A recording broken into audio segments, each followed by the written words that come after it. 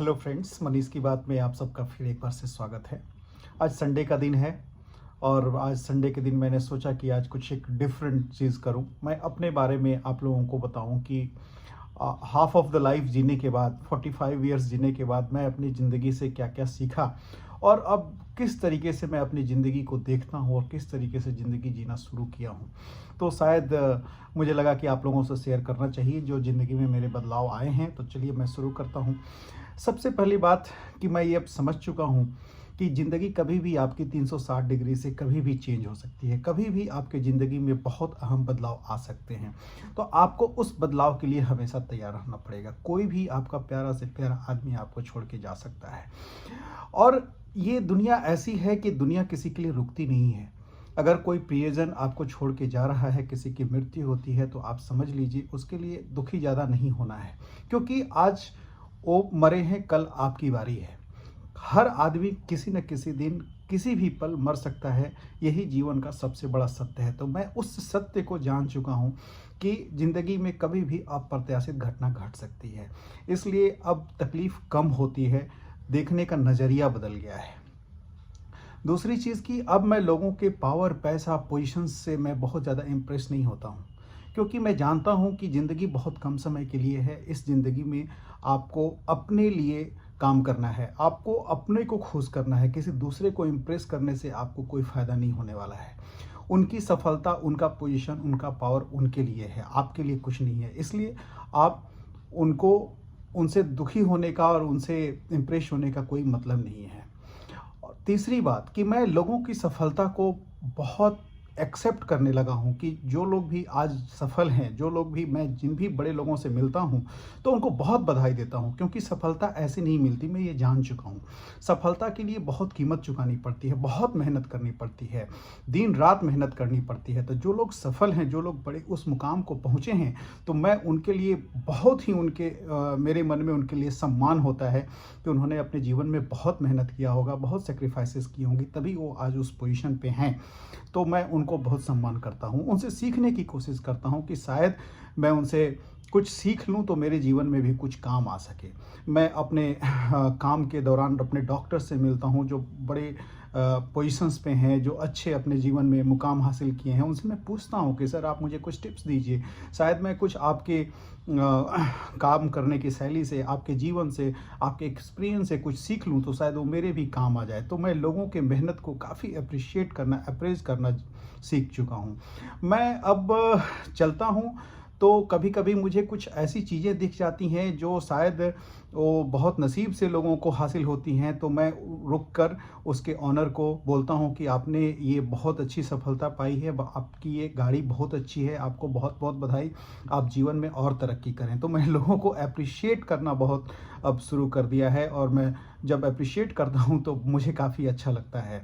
और मैं जब आजकल जब मैं सब्ज़ी वगैरह खरीदने जाता हूँ तो कभी भी रेहड़ी पटरी पे कोई भी चीज़ सामानें अगर बिक रही होती हैं तो कभी भी मैं उनसे मोल भाव करना बंद कर दिया हूँ, क्योंकि मैं मानता हूँ कि रेहड़ी पटरी पे जो लोग काम कर रहे हैं तो वे रियल में नीडी लोग हैं, उनको पैसों की ज़रूरत है, इसलिए उनसे मोल भाव करने का कोई ज़रूरत नहीं है।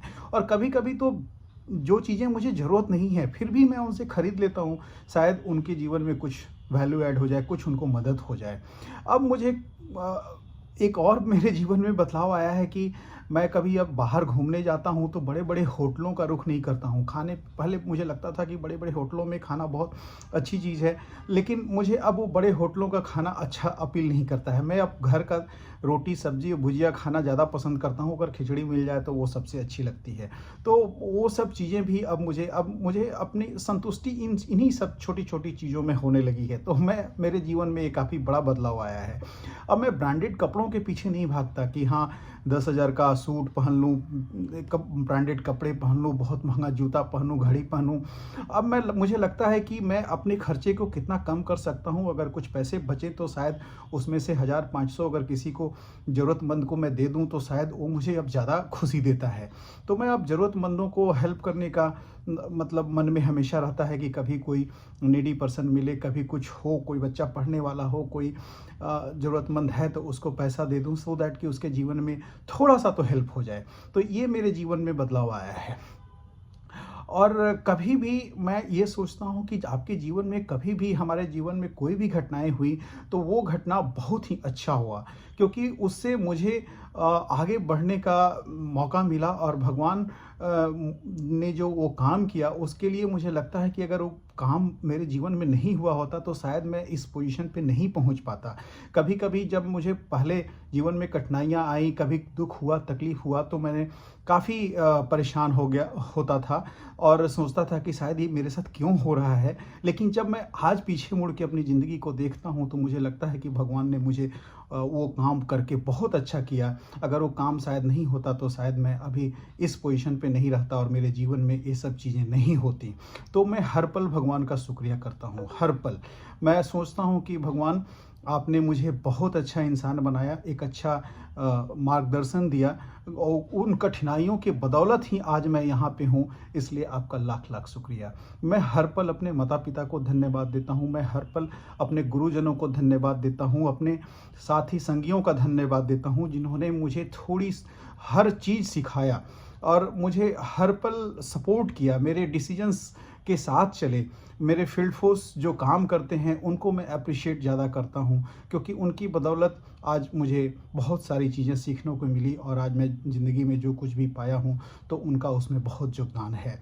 तो ये सब चीज़ें मुझे बहुत अपील करती हैं। मैं कभी भी अब किसी झगड़े में नहीं पड़ना चाहता। अगर कोई मुझसे बहस करता है तो मैं उस बहस से तुरंत दूर निकल जाता हूँ, हट जाता हूँ कि नहीं, आप सही बोल रहे हैं, शायद मुझे ही जानकारी नहीं है, मुझे इस चीज़ में नॉलेज नहीं है, आप सही बोल रहे हैं, तो वो काम मेरा बहुत आसान हो जाता है। तो मैं उन झगड़ों में नहीं पड़ता हूँ। अगर मुझे लग जाता है कि कोई आदमी हमसे झूठ बोल रहा है, कोई मुझे धोखा दे रहा है, तब भी मैं उसको नहीं बोलना चाहता हूँ, बोलता हूँ कि हाँ ठीक है, आप मुझे धोखा दे रहे हो, झूठ बोल रहे हो, जबकि मुझे मालूम होता है वो चीज़ कि सामने वाला मुझसे झूठ बोल रहा है।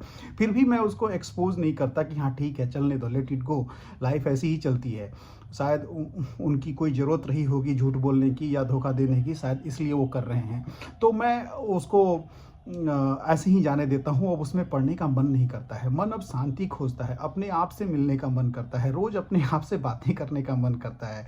मैं जब से किताबों को पढ़ना शुरू किया, किताबें पढ़ना मेरी आदत है।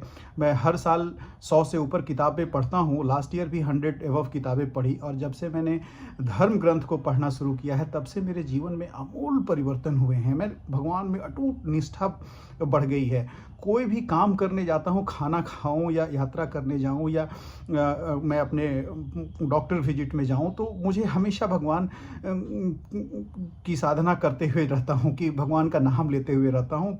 शायद क्योंकि मैं जानता हूँ कि एक भगवान ही है जो मुझे इस जन्म और मृत्यु के चक्र से निकाल सकते हैं और मुझे उन्हीं की गोद में तो आखिर में सोना है। तो कभी ये ज़िंदगी ख़त्म हो सकती है, तो मरने के समय मेरी कोई इच्छा ना रहे, सो दैट कि मैं इस जन्म चक्र से और जन्म और मृत्यु के चक्र से मैं बाहर निकलूं, उनका धाम में मुझे जगह मिले। तो मैं हमेशा भगवान की का जो नाम का है वो मैं जपते रहता हूँ कि शायद मुझे इस मृत्यु लोक से मुक्ति मिल जाए। तो ये बहुत सारे परिवर्तन मेरे जीवन में हुए हैं। मैं लोगों का सम्मान करना सीख गया हूँ, लोगों को एप्रिशिएट करना सीख गया हूँ। मैं अब बच्चों और बूढ़ों की बातें ज़्यादा सुनता हूँ। कभी जब बच्चे अब मुझे 10 बार भी अगर एक भी क्वेश्चन पूछते हैं तो मुझे गुस्सा नहीं आता है। अगर कोई बूढ़ा आदमी बहुत बार एक ही चीज़ को कई बार पूछे तब भी मुझे लगता है कि नहीं, वो उनको समझाना चाहिए, जवाब देना चाहिए, क्योंकि मैं जानता हूँ कि बच्चे और बूढ़े एक ही होते हैं। मुझे भी इस रूप में किसी न किसी दिन आना है, तो शायद मैं अगर इनको सही तरह से ट्रीटमेंट दूँ तो शायद मुझे भी जब मैं बूढ़ा होऊंगा तो मुझे शायद अच्छा ट्रीटमेंट मिले। तो ये एक तरह से मेरा स्वार्थ बोल सकते हैं। तो कभी भी कुछ हो सकता है, उसके लिए तैयारी आपकी होनी चाहिए। और कभी भी मैं गलत को सही साबित करने के लिए नहीं पढ़ता हूँ कि हाँ सामने वाला, मुझे लगता है कि वो गलत बोल रहा है, तो मैं कभी उसको मतलब सही करने की कोशिश नहीं करता हूँ। मैं समझता हूँ ठीक है, आप जो बोल रहे हो अच्छा बोल रहे हो। और हमेशा अपने माता पिता को धन्यवाद, अपने गुरुजनों को धन्यवाद, अपने प्रभु को धन्यवाद देता हूँ। अपने आस पड़ोस के जितने लोग हैं जो मेरे जीवन में, मेरे सफलता में साथ चल रहे हैं, उनको धन्यवाद देता हूँ। तो ये बहुत सारे चेंजेज मेरे जीवन में हुए हैं। तो मैं सोचा कि एक बार आप लोगों को मैं बात करूं। सो अगर कोई भी बात आप लोगों को पसंद आए इसमें और लगा कि नहीं ये वैल्यू ऐड कर रहा है आप लोगों, और या आप लोग मुझे कोई सजेशन देना चाहते हो कि नहीं आप और ये चीज़ ऐड कर सकते हैं, तो प्लीज़ कमेंट कीजिए। Thank you very much. मेरे चैनल को लाइक एंड सब्सक्राइब कीजिए। Lot of thanks. Thank you.